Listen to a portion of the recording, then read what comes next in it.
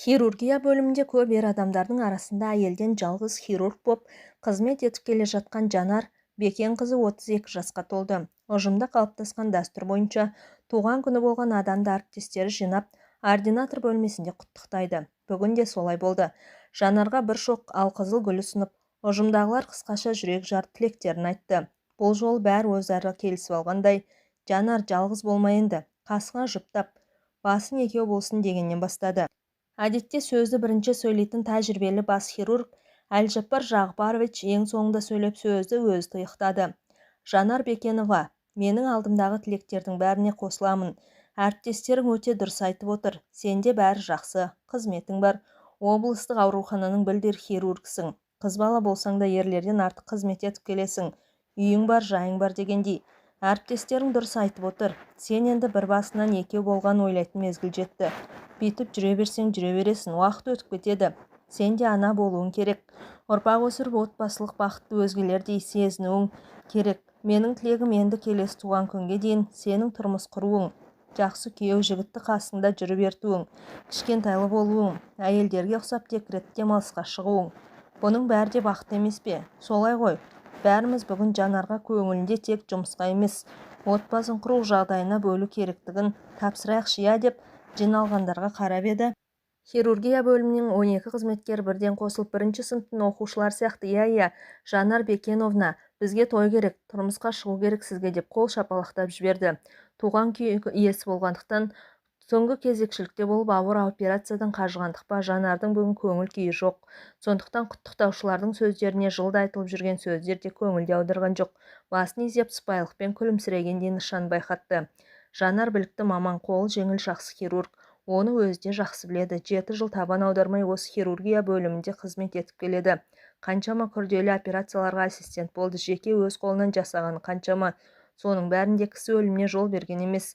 Сондықтан болар бөлімнің меңгерушісі, Қазақстанға еңбек сіңірген дәрігер атағы бар бас хирург Әлжаппар Жағыпарович Жағыпаров өзгелерден гөрі білім таразысы жоғары, әрі қайсыке болса да тиянақты. Жанарды өзіне ең сенімді көмекші етіп қасында ұстайды. Бұл бір.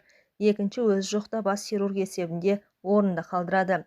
Менің білетін Жанар Бекенқызы бір айдан бері демалыссыз жұмыс істеп жүр. Бүгін туған күніне менің Жанар Бекенқызына берер сыйлығым осы сенбі жексенбіде қатар 2 күн демалыс беретінді хабарлаймын деді жиналғандарға. Охо, Жанар Бекеновна, сізге өте дұрыс болды. Осы 2 күнде базарға барда өзіңе тура жігіт ізде. Менің бір жезден болған облыстық телеарнаға әдемі диктор қажет болып, сол диктор қызды базарда жүрген қыздардан іздейді екен деді. Аға медбике ажарына әзілдей күліп, Жанарға естен шығып бара жатып, Жанар Бекеновна, алыстан іздеп қайтесің, жүрген жоқпыз ба деп күнде қасында, мен де күйеу бола аламын деп, өзімен бірге қызметтегі Нұрдәулет те жымыңдай қалды. Нұрдәулет, сұлу жап-жас келіншегіңді қайтесің дей қалды. Мақпал бұны естіп, сұлулығын қайтейін, қызғаншақтығынан күнде ажырасқым келеді ғой. Әй, сендер не білесіңдер, қызғаншақтық деген ауруға операция жасаса ғой, өзім-ақ соны тіліп алып тастар едім. Әттең депті ғой мен сияқты бір байқұс. Күйеуінің бар, сенен де күйеуі жоқ. Жанардан да, медбике Қарлығаштан да құдай-ау, осы хирургияның сырғасы бар, барлық қыздарынан қызғанып миымды жейді ғой тіпті. Менің скапелімен оның тіл өткір. Күнде бүйтіп мені реп, бүйтіп мені сояды ғой деп, қолын кескілегенді көрсетіп қойды маған. Үндемейтін осы Жанар Бекеновнадай адам керек. Ай, еркектер, өзіңнің де бір бәлең бар шығар қызғанатын. Бір негіз болған ғой. О баста негізсіз ешнәрсе болмайды деп Мақпал әрі әкетті. Жанар бұл әзілдерге не деп жауап беруді орынсыз санады. Рас, бүгін бастық босатып тұрғанда үйге барып демалып алайын деген оймен тездетіп, қолына ұжымы берген гүлін ұстап, киініп сыртқа шықты. Менің тұрмысқа шығу мәселем кәдімгідей күн тәртібіне қаралады ғой. Неге бүйтті екен? Бәрі бүгінде бойлады. Үйге келген соң гүлді вазадағы суға қойып жатты Жанар. Ана Мақпалды айтсайшы. Бір негіз болған ғой о баста деді. Менің де тұрмысқа шықпауыма негіз барын, жанымның ешкім білмейтін құпиясын қайдан білсін бәрі. Түрмеге түссем не болар еді? Тағдырым, тұрмысқа шығу керек, ұрпақ өсіріп, ұрпақ сүю керек дейді. Бәрі дұрыс, бәрі білік шақ. Жанар сол 1998 жылы Қызылорда медколледжінің 2-ші курсында оқып жүрген. Жасы әлі 18-ге де толған жоқ. Кітапханадан енді шығып, 2-ші шағын ауданындағы үйіне қайтуға автобустың аялдамасына жақындай берген. Бір жеңіл қара машина тұсынан тоқтай қалды. Қарындас, Бұрынғы Гоголь, қазіргі Қорқыт ата университет қай жерде? Айтып сілтеп жібересіз бе деді. Бір жақ кабинеттен шыққан бұйра бас жігіт. Тура алдыңыздағы көшеден солға бұрылсаңыздар тиіп тұр. Қарындас, сізге қиын болмаса келіп машинаға отырып, сол жерге дейін бірге барып көрсетіңізші. Сырттан келіп едік. Айналып таба алмай жүрміз, деді жаңағы жігіт. Ақ көңілділіктің, кісіге сенгіштіктің, адалдықтың, тазалықтың қаншалықты шектеулі екенін ешкім білмейді екен ғой. Жанар еш бөтен ойсыз машинаның артқы жақ салонының ашылған есігіне тақай бергенде ішкі жақтан бір әулетті қол өзіне Жанарды тартып алды.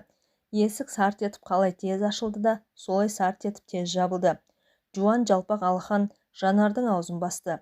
Басын бір нәрсемен жапты. Жапқан нәрсенің иісі қандай еді, жаман. Адам тұншықтырады. Мен қарақшылардың қолына түстім. Олар мені зорлайды, сосын өлтіреді. Болды, Жанардың да ойы осы кезде. Неге ғана отырдым екен? Еркектің қолы сыртынан қапсыра, қысқанымен қоймай өзінен басқа ешкімнің саусағы тимеген қос анарын езгілей бастады. Жанардың шығарда жаны қалмады. Ышқынып бұлқынды. Жіберіңдер деген сөзді айтып жатыр. Бірақ ол сөз аузынан шығып жатпаған секілді.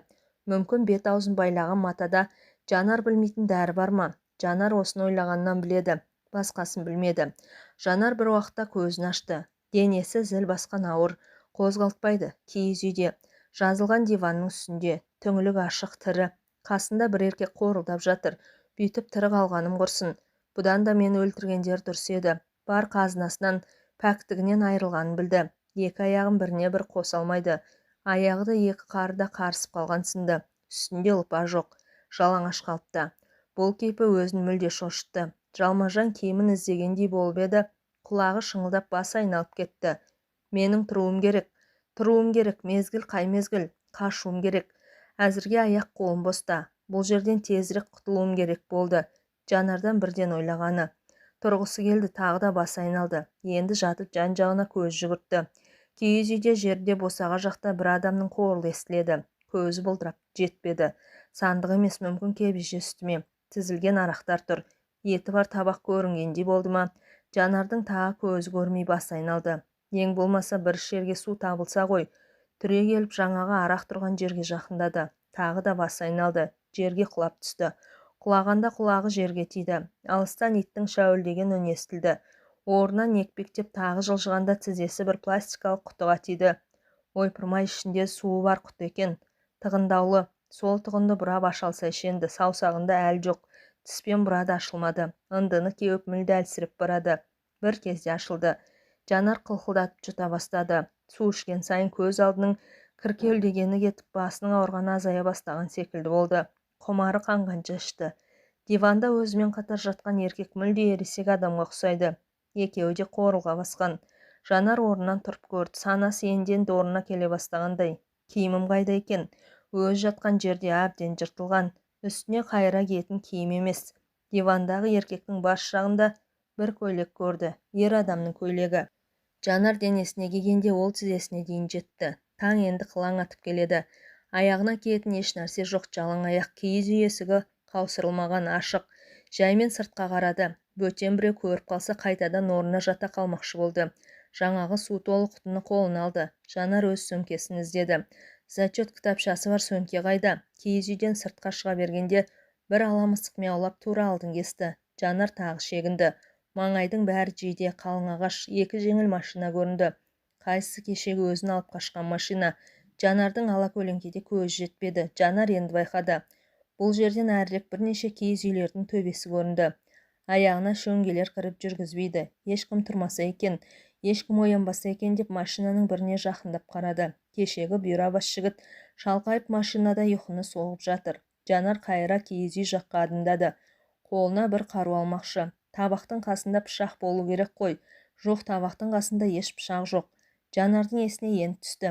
Кеше оқытушылар лабораторияға апарып медициналық құрал жабдықтармен таныстырған. Жанар оқытушы көрсеткен жылтырақ іші жағы пышақтың жүзіндей өткір бір скапельді ұстап көріп тұрып, сол күйінше орнына қоюды ұмытып кетіпті. Ертең апарып қоямын деп сөмкеге салған есіне түсті. Қайыра машинаға келді. Екі жақтағы есік айқара ашық. Жанардың аяқ киімі де төменде жатыр. Мені аяқ киімсіз анау үйге қалай өз аяғымен барғанмын? Ал сөмкесі алдыңғы орындықта. Шамасы есі шалапла Жанарды кім болса да көтеріп алып кеткені болды. Сөмкесін қолына алған Жанар тез ашып скальпельді қолына ұстады. Енді ешкімді аяқысы жоқ.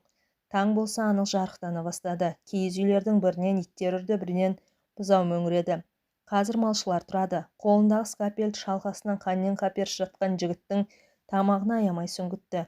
Шапшыған қан машинаның төбесіне атқылады. Кинода көргендері де бар еді, дәл сондай болды. Жанар өзін қорлаған еркектердің әр мүшесін кескілеп бөлуге бар. Киіз үйге кірді. Қорылға басқан дивандағы ересек еркек төменде босаға жақтағы екінші еркекті де дәл осылай скальпельдің жүзімен тамақтан ұрды. Жүрегі мүлде жеңілдеп қалды. Дәл қазір мені ұстап алып түрмеге